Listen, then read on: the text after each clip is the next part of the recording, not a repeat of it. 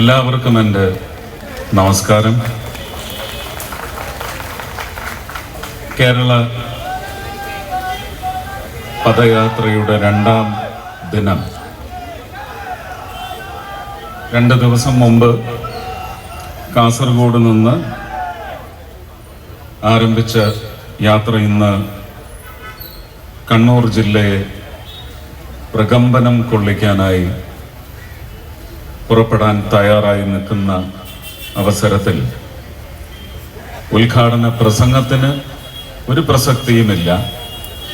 മറിച്ച് തീർച്ചയായിട്ടും ഇത് നയിക്കുന്ന ജാഥ ക്യാപ്റ്റൻ ശ്രീ സുരേന്ദ്രന് ഐക്യദാർഢ്യം പ്രഖ്യാപിക്കുക എന്നത് മാത്രമാണ് ഈ വേദിയിൽ എൻ്റെ കടമയായി ഞാൻ കരുതുന്നത്. പൂർണ്ണ പിന്തുണയും. കാരണം ആ പിന്തുണയ്ക്ക് ഒരു വമ്പിച്ച കേരളീയ ജനതയുടെ പിൻബലമുണ്ട്, മുൻബലവുമുണ്ട്.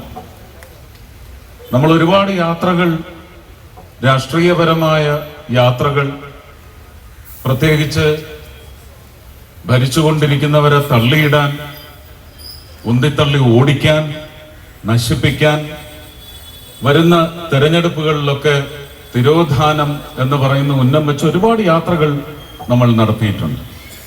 അന്നൊക്കെയും പാവം ജനത ഇത് കണ്ടു, കാണാതെ ഇരുന്നു, കേൾക്കാതെ ഇരുന്നു. അങ്ങനെ ഒരുപാട് പ്രക്രിയകൾ നമ്മുടെ രാജ്യത്തും നടന്നിട്ടുണ്ട്, സംസ്ഥാനത്തും വിപുലമായി നടന്നിട്ടുണ്ട്. ഇന്ന് പക്ഷേ ഈ കേരള പദയാത്ര നടക്കുമ്പോൾ നമ്മളല്ല, ഈ പദയാത്രയെ ഭയക്കുന്ന ഒരു വിഭാഗമുണ്ട്. ഒരു അധമ രാഷ്ട്രീയ വിഭാഗം, ഒരു അഴിമതി രാഷ്ട്രീയ ഭരണ വിഭാഗം.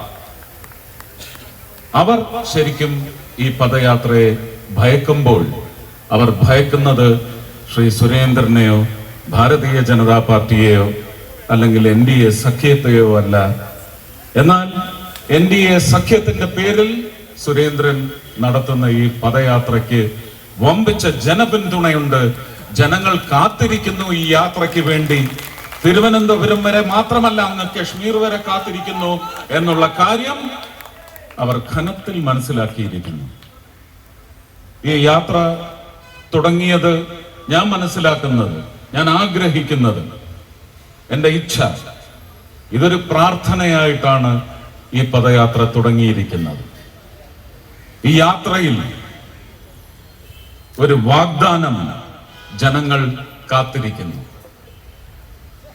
ഈ യാത്രയുടെ ഒടുവിൽ ഒരു വമ്പിച്ച പ്രതീക്ഷ അവർ കാത്തു സൂക്ഷിച്ചു വെച്ചിരിക്കുന്നു. ഇതെല്ലാം നിറവേറ്റുന്ന ഒരു മോദി പദയാത്രയാണ് കേരള പദയാത്ര എന്ന് എടുത്തെടുത്ത് പറയേണ്ടി വരും. അത് കേട്ട് കുറച്ച് വിറവൽ ഈ വർഗത്തിന് മുഴുവൻ വേണ്ടി വരും. അത് തീർച്ചയായിട്ടും സംഭവിക്കും. അധമ രാഷ്ട്രീയ ഭരണം എന്ന് പറഞ്ഞ് ഞാൻ അവസാനിപ്പിക്കുകയാണ്. ഒരാരോപണവുമില്ല. എനിക്ക് മുമ്പ് സംസാരിച്ച ശ്രീ സുരേന്ദ്രനായാലും ഈ ചടങ്ങിന്റെ അധ്യക്ഷ പദവി അലങ്കരിക്കുന്ന ശ്രീ രഘുനാഥ് ആയാലും അവരെല്ലാം ഉന്നയിച്ച ആരോപണങ്ങൾ എന്ന് പറയുന്നത് കേരളത്തിലെ ജനങ്ങൾ ആരോപണ കൂരമ്പുകളായി എയ്തുകൊണ്ടേയിരിക്കുകയാണ്. നമ്മൾ മലയാളത്തിൽ ഒരുപാട് മീമുകൾ വരും അല്ലേ, ഇതൊന്നും കേട്ട പെറ്റ തള്ള സഹിക്കില്ല എന്ന്. ഞാൻ പറയുന്നു, ഇതൊന്നും കേട്ടാൽ പെറ്റ തള്ളയുടെ തള്ള സഹിക്കില്ല എന്ന് പറയുന്ന അവസ്ഥ ഇന്ന് കേരളത്തിലെ ഭരണരാജാക്കന്മാർക്കുണ്ട്. അവർ സുഖിക്കട്ടെ.